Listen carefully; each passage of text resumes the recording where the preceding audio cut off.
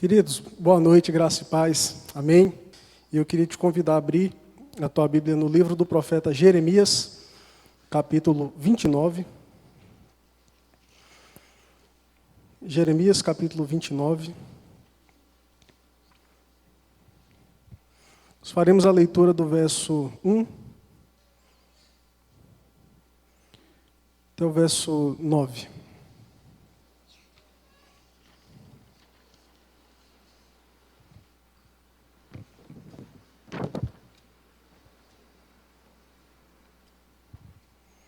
Jeremias capítulo 29, verso 1 ao verso 9. A carta de Jeremias aos cativos da Babilônia. São estas as palavras da carta que Jeremias, profeta, enviou de Jerusalém ao resto dos anciãos do cativeiro, como também aos sacerdotes, aos profetas e a todo o povo que Nabucodonosor havia deportado de Jerusalém para a Babilônia. Depois que saíram de Jerusalém, o rei Jeconias, a rainha-mãe, os oficiais, os príncipes de Judá e Jerusalém, e os carpinteiros e ferreiros. A carta foi mandada por intermédio de Elazar, filho de Safã, e de Gemarias, filho de Ilquias, os quais Zedequias, o rei de Judá, tinha enviado à Babilônia, a Nabucodonosor, rei da Babilônia, e dizia: assim diz o Senhor dos Exércitos, o Deus de Israel, a todos os exilados que eu deportei de Jerusalém para a Babilônia. Edificai casas e habitai nelas, plantai pomares e comei o seu fruto, tomai esposas e gerai filhos e filhas, tomai esposas para vossos filhos e dai vossas filhas a maridos, para que tenham filhos e filhas, multiplicai-vos aí e não vos diminuais. Procurai a paz da cidade, para onde vos desterrei, e orai por ela ao Senhor, porque na sua paz vós tereis paz. Porque assim diz o Senhor dos Exércitos, o Deus de Israel: não vos enganem os vossos profetas que estão no meio de vós, nem os vossos adivinhos, nem deis ouvido aos vossos sonhadores, que sempre sonham segundo o vosso desejo, porque falsamente vos profetizam eles em meu nome, eu não os enviei, diz o Senhor. Amém?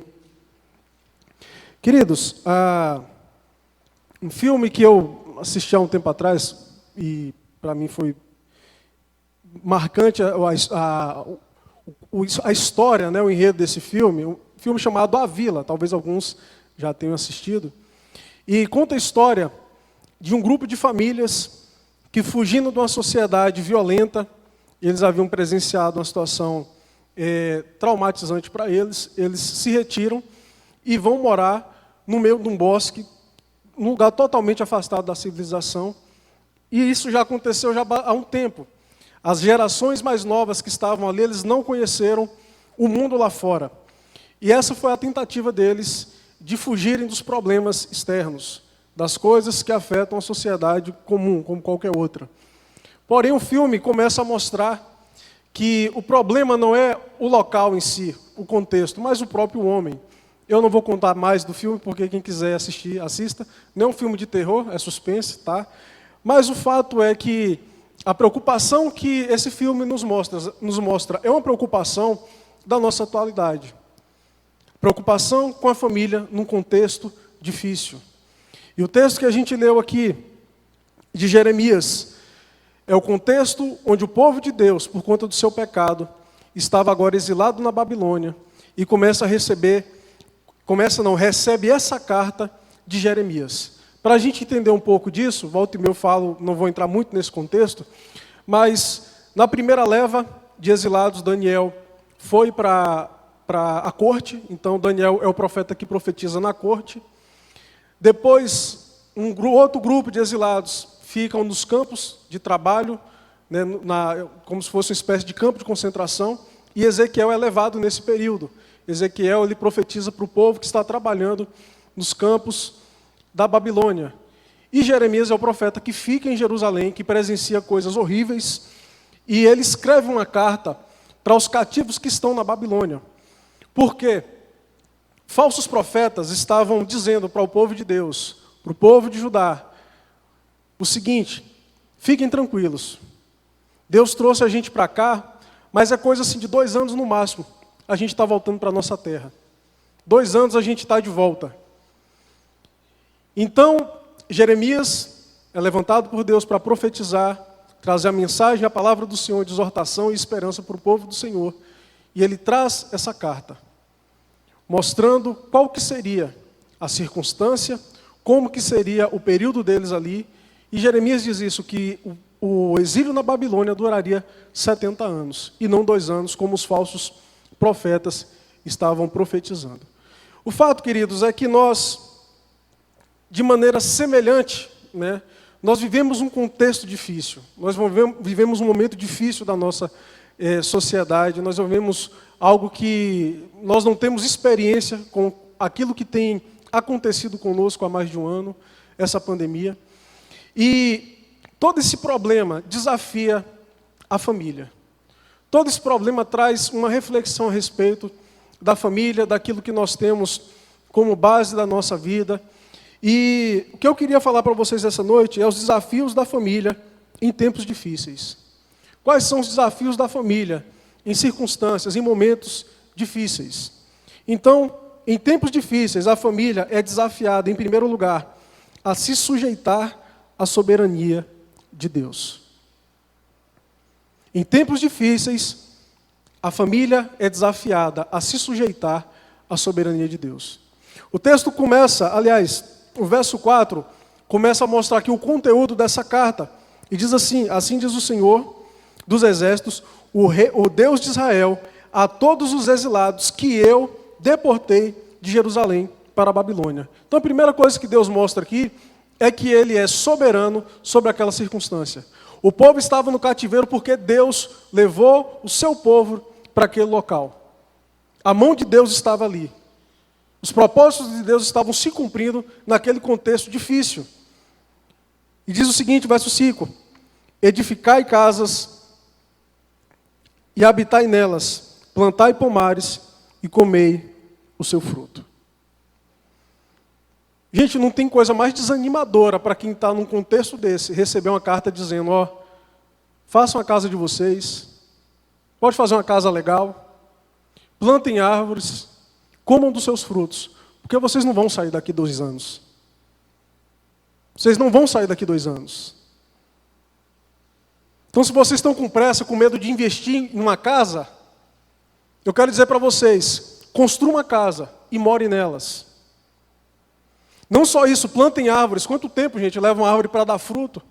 Ou seja, vocês vão ter tempo suficiente para comer dos frutos das árvores que vocês vão plantar. Desculpe a linguagem, mas Deus está dizendo: aceita que dói menos. Eu coloquei vocês aí e acabou. Vocês não vão sair com 2 anos. O tempo vai ser longo, mas terá o seu fim. Mas vocês precisam se submeter à minha soberania. Edificar em casa é um ato de compromisso com a sua nova vida, demonstrando a nossa aceitação com os desígnios de Deus. É isso que Deus está falando. Se sujeitem à minha vontade. Aceitem o momento que vocês estão vivendo. Queridos, e não tem coisa pior a gente querer negar uma realidade que se apresenta diante de nós. É horrível, a gente quer lutar, a gente quer, sabe, fingir que não está acontecendo. Deus me acorda que parece um sonho. Não, é a realidade. Há 1 ano e meio atrás, basicamente, ao tempo que essa pandemia já tem durado, o conselho se reuniu, foi dado o lockdown, a gente não podia abrir a igreja, e passa 1 mês, 2, no 3º começou a flexibilização, né? Aí a gente vai conversar: e aí, gente, como é que faz? Pessoas morrendo, e a gente: não, vamos esperar mais um tempo. Aliás, no 2º mês, vamos esperar mais um tempo. E aí a gente liga para um pastor, vê a conversa entre os pastores da Igreja Presbiteriana de Anápolis: e aí, como é que vocês estão fazendo aí? Ó, a gente está aqui sem saber se abre ou não. Porque a gente acreditava que iria durar 2, 3 meses e a gente estaria livre. O tempo foi passando e o conselho entendeu. E não só o conselho, o mundo entendeu que nós estávamos diante de uma realidade que veio para se estabelecer por um longo tempo. E aí chega um momento que a gente fala, o mundo mudou. E se o mundo mudou, nós precisamos nos adaptar. A gente precisa aceitar a soberania de Deus, nós precisamos aceitar o governo de Deus, os propósitos de Deus, de olhar para essa realidade e falar, Deus, o Senhor trouxe isso. E a gente precisa entender que o Senhor tem propósito. E aceitar a soberania do Senhor. O que Jeremias quer ensinar para o povo não é que nós devemos ser conformados e passivos diante de momentos difíceis. Eu não posso fazer nada, fica por isso mesmo. Não. O que ele está dizendo é, vocês precisam construir casas, plantar árvores e se adequar a uma nova realidade.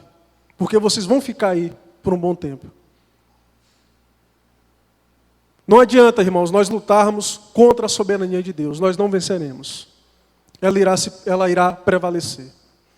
E uma das coisas que eu mais admiro na vida cristã, de um crente que entende a vontade de Deus, é quando ele se coloca diante da soberania de Deus e fala assim, Deus, foi a tua vontade? Então, amém.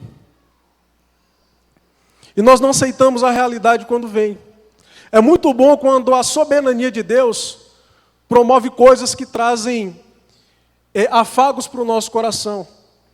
É bom quando a soberania de Deus vem e dá uma promoção dentro do meu trabalho.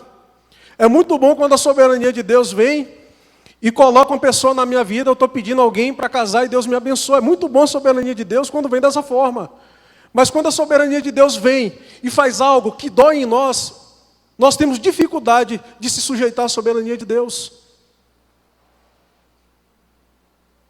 Algumas semanas atrás, um pai de uma amiga da Tamires, né, minha amiga também, pai e avô, né, faleceu.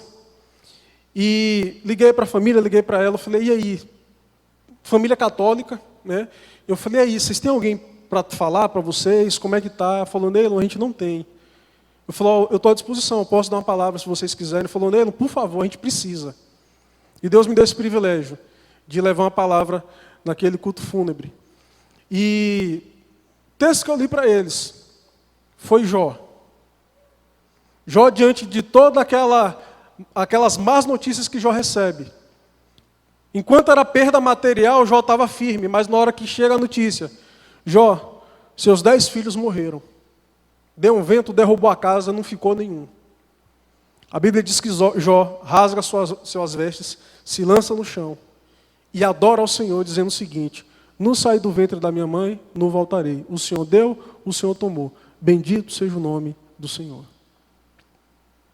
E eu falei para aquela família, vocês devem ter motivo de gratidão, se submeter à vontade de Deus, louvar ao Senhor por ter deixado o patriarca de vocês, vivo com a idade, com tanta saúde, mas aprove Deus levar. E vocês têm uma memória boa, vocês têm o que lembrar com alegria, um homem respeitado, um homem que deixou o seu legado na sociedade. E foi tão bom ver aquilo, uma família que entendeu a vontade de Deus. Eles falaram, não, a gente entendeu, a gente estava orando, pedindo a Deus para curar, né, para salvar, mas Deus não quis. E a gente fica grato a Deus, porque por tudo que Deus fez. Crente precisa se submeter à soberania de Deus. Coisas que acontecem, às vezes é a falência da empresa, é um diagnóstico ruim que vem na família, é algo muito triste que se instala na nossa vida. E a gente não tem o que fazer. E o que a gente entende é que Deus é soberano. E essa é a mensagem de Deus para o povo de Israel. Aceitem. Se curvem diante da minha soberania. Porque eu tenho feito isso. Se adaptem. Continuem andando, continuem vivendo a vida de vocês numa nova realidade. Mas o que eu fiz está feito. Em tempos difíceis, queridos, as nossas famílias são desafiadas a se submeter à soberania de Deus. Amém? Em segundo lugar, Em tempos difíceis, a família é desafiada a expressar a sua confiança no Senhor. As famílias são desafiadas em tempos difíceis a expressar a sua confiança no Senhor. Olha só o que o verso 6 diz. Tomai esposas e gerai filhos e filhas. Tomai esposas para vossos filhos e dai vossas filhas a maridos para que tenham filhos e filhas. Multiplicai-vos aí e não vos diminuais. Gente, sabe o que é que Deus está dizendo aqui para o povo dele? Tenham filhos no cativeiro. Você acha que é complicado ter filho nessa época de pandemia? Que Deus fala para aquele povo tenham filhos no cativeiro. Vocês não vão só construir casas, plantar árvores, comer dos seus frutos. Vocês vão ter filhos, vocês vão dar casamento para os seus filhos, vocês vão ajuntar o povo de Deus e continuar crescendo. Vocês não vão diminuir. E isso desafia a família a crer e confiar na soberania de Deus e no seu cuidado para com a família. O ano passado, quando eu soube que Tamira estava grávida, tinha acho que 1 ou 2 semanas que tinha entrado o lockdown. E Deus confortou meu coração, e em nenhum momento eu tive medo. A minha preocupação era o seguinte: nossa Deus, eu queria ter filho numa circunstância tão diferente. Eu acho tão legal aqueles meninos que nascem, sabe? E o menino sai rodando na mão de todo mundo na igreja. Eu falei, Deus, não vou poder fazer isso. Né? Não vou vírgula, viu gente? Mas assim, a gente vai olhando para a situação, meu Deus, e aí como é que fica a nossa família? Como é que fica a nossa casa? Como é que fica toda a circunstância que gira em torno da minha vida familiar? O que é que eu vou fazer no meio dessa situação? E Deus fala, tenham filhos. E falar de filhos nos nossos dias é extremamente complicado e sensível.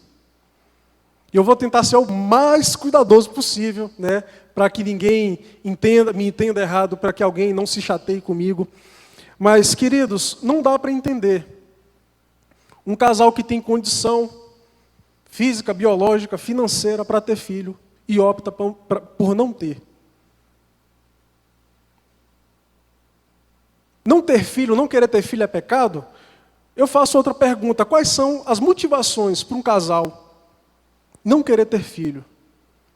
Infelizmente, queridos, às vezes eu consigo encontrar uma boa justificativa. A idade,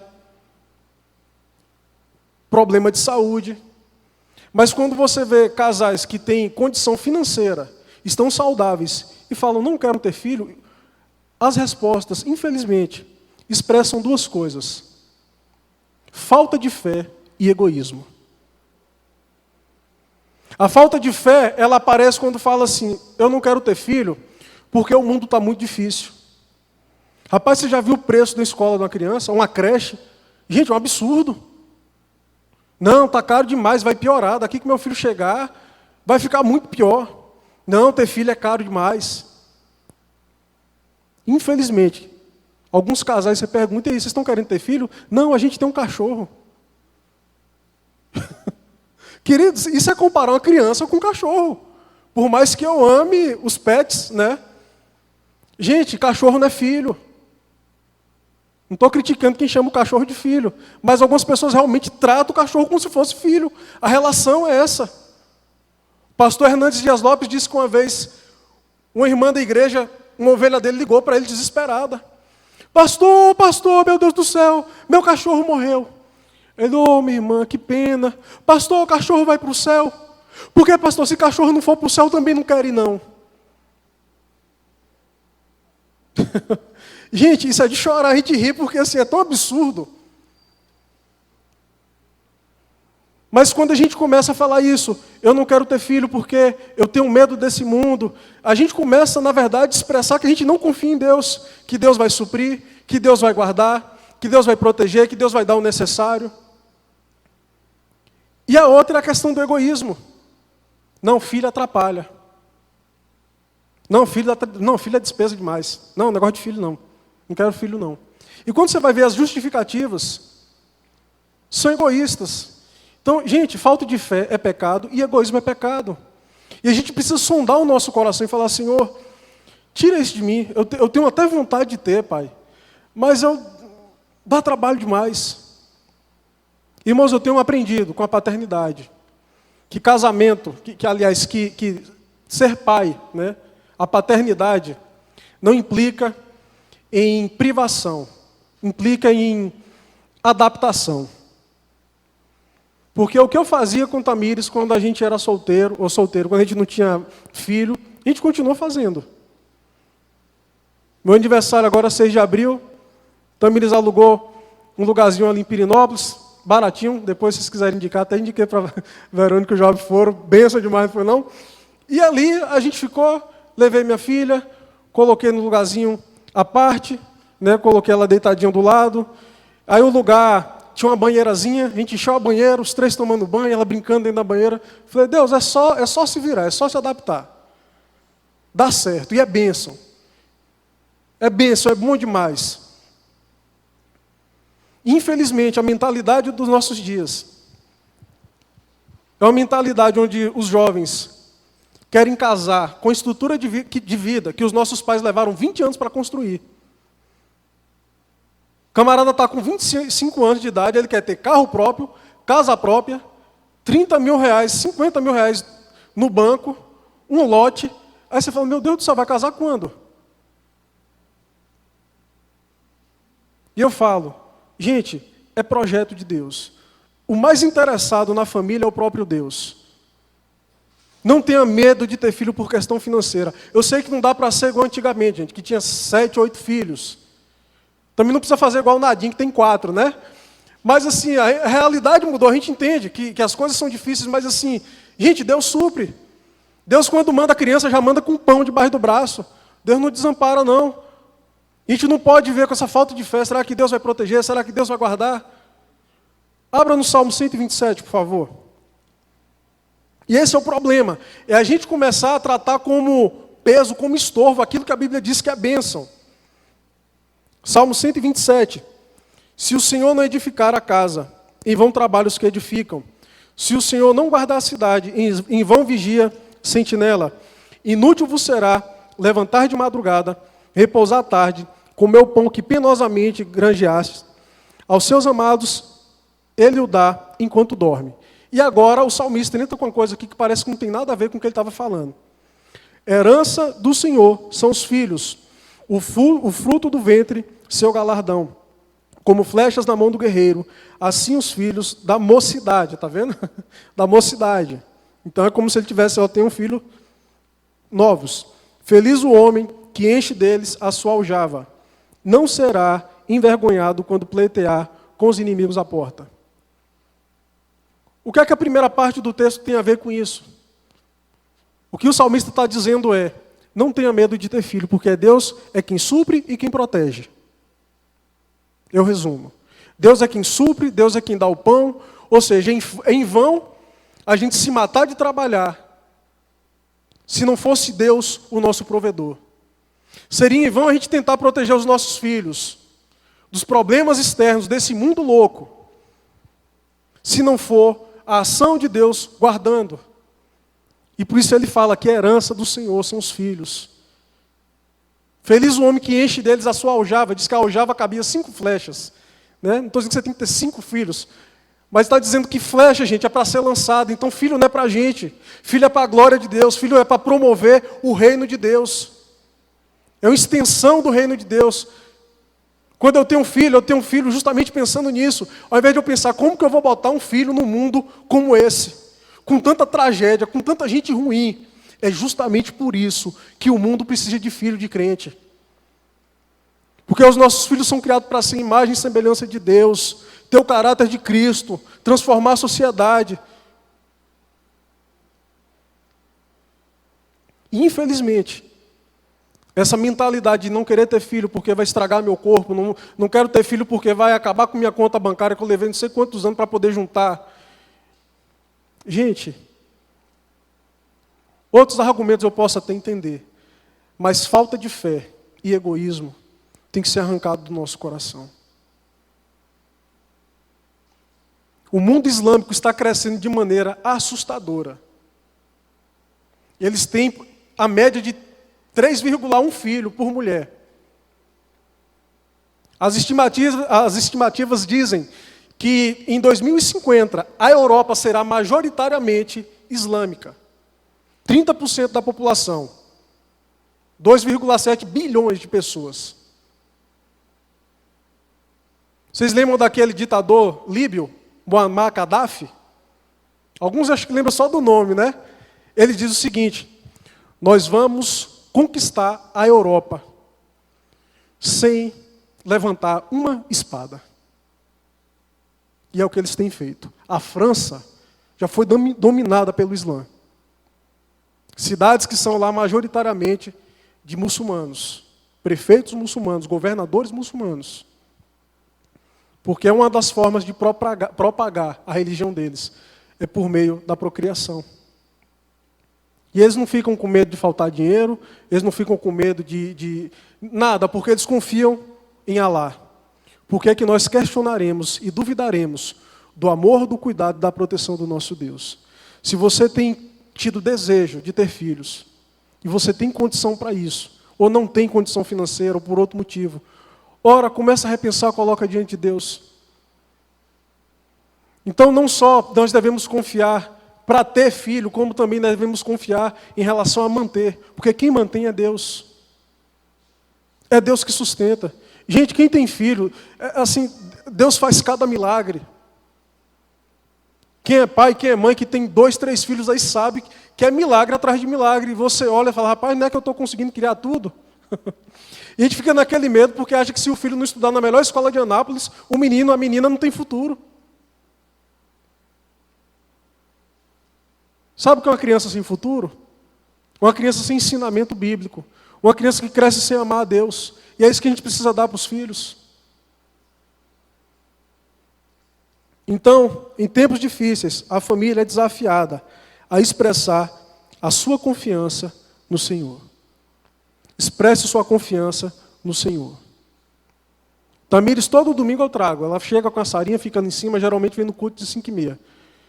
Porque eu me recuso a acreditar que o Deus que me guarda a semana toda, no meu trabalho, em todo lugar que eu entro, no mercado que eu vou comprar alguma coisa, que é o pior lugar que eu vejo é supermercado, eu não vou acreditar que Deus vai guardar minha filha aqui dentro da igreja. Neilon, eu me recuso a acreditar que Deus não vai guardar. Deus é soberano. E se o Senhor não guardar a cidade, em vão vigia a sentinela. Você vai embrulhar o menino no plástico bolha, botar dentro de casa, e mesmo assim você não vai protegê-lo. Não estou dizendo que você tem que ser responsável com o filho. Vocês estão entendendo? Mas a gente precisa entender que quem sustenta e protege é Deus. Amém? Terceiro e último lugar, em tempos difíceis, a família é desafiada a exercer o seu sacerdócio. O que é esse negócio de exercer o seu sacerdócio?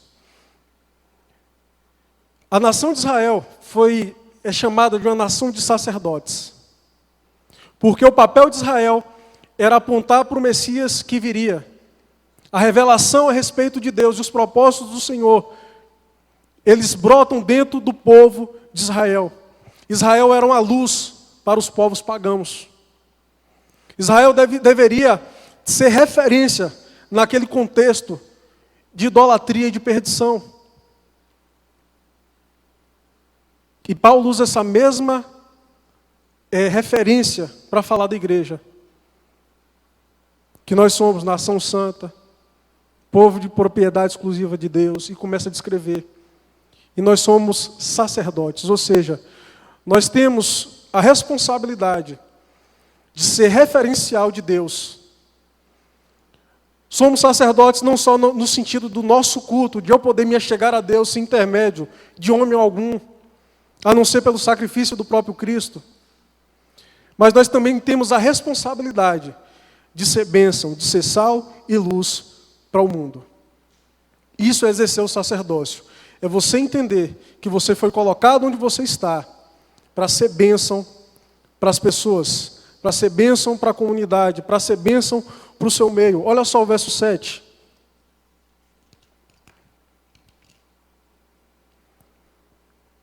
Procurai a paz da cidade, para onde vos desterrei, e orai por ela ao Senhor, porque na sua paz vós tereis paz. Se a gente não contextualizar o que aconteceu no cativeiro babilônico, a gente não entende essa frase. Os babilônicos fizeram atrocidades em Jerusalém. Eu falo, não gosto nem de ficar descrevendo o que foi que eles fizeram, porque a gente tem criança aqui. Mas foram coisas absurdas, brutais, que eles fizeram. O povo de Deus foi arrancado do seu lugar, da sua cidade, e levado para a Babilônia, para comer o pão que o diabo amassou, na nossa linguagem. Então, se tinha uma coisa que um judeu tinha e sentia por um babilônico, por aquela nação, era ódio. Abre aí no Salmo 137, você vai entender o que é que um judeu sentia por um babilônico. Meu pai me fez decorar esse versículo aqui quando era criança. Salmo 137. Isso aqui é o salmista desabafando em relação ao contexto de julgamento de Deus que foi efetuado neles na Babilônia. Às margens do rio da Babilônia, nós nos assentávamos e chorávamos, lembrando-nos de Sião. Nos salgueiros que lá havia, pendurávamos as nossas harpas, pois aqueles que nos levaram cativos nos pediam canções e os opressores que fôssemos alegres, dizendo: entoai-nos alguns cânticos de Sião. Como, porém, haveríamos de entoar o canto do Senhor em terra estranha? Se eu de ti me esquecer, ó Jerusalém, que se resseque a minha mão direita, apegue-se a língua ao paladar, se não lembrar de ti, se não preferir eu, Jerusalém, a minha maior alegria. Olha só o verso 7.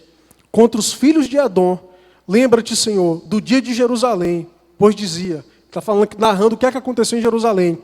Arrasai, arrasai-a, ou seja, destruam, acaba com tudo, até os fundamentos.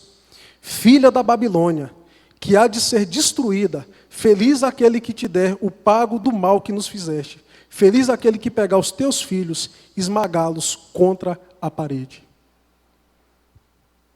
Que salmo pesado. Esse salmo revela a dor de alguém que foi levado para o cativeiro, de alguém que presenciou a destruição do seu próprio povo, o massacre do seu povo. Esse era o sentimento. A Bíblia não concorda com isso, viu, gente? O que a Bíblia está revelando aqui é o sentimento de dor do salmista. E aí Deus manda uma carta para a Babilônia, dizendo: orem por essa cidade. Orem para que essa cidade seja próspera. Seja a bênção aí onde vocês estão. Contribuam para essa sociedade. Porque se ela tiver prosperidade, vocês também terão prosperidade. Se ela tiver paz, vocês também terão paz. Ou seja a bênção, exerça o sacerdócio de vocês. E nós somos chamados para isso em tempos difíceis, irmãos. Talvez você deteste a cidade de Anápolis. Talvez você deteste o seu bairro, o seu condomínio, o seu vizinho, o seu emprego. E a gente começa a se queixar de toda a realidade ao nosso redor. E a gente esquece que Deus nos colocou ali, de maneira soberana, para que nós fôssemos bênção, sal e luz naquele lugar. E é isso que Deus está querendo dos judeus. Orem por esse lugar. Sejam bênção nesse lugar. Querido, você precisa ser bênção onde você está. Você precisa ser bênção no seu contexto acadêmico, familiar, no seu trabalho, no meio da sua família. Seja bênção, não perca de vista que no meio de circunstâncias difíceis, talvez você deteste a circunstância que você tem enfrentado. Em todos esses aspectos que eu citei aqui. Mas não esqueça que Deus é soberano, e se Deus te colocou em determinada circunstância, é para que você seja sal, para que você seja luz, para que você seja sacerdote, e leve outras pessoas a glorificarem o nome do Senhor.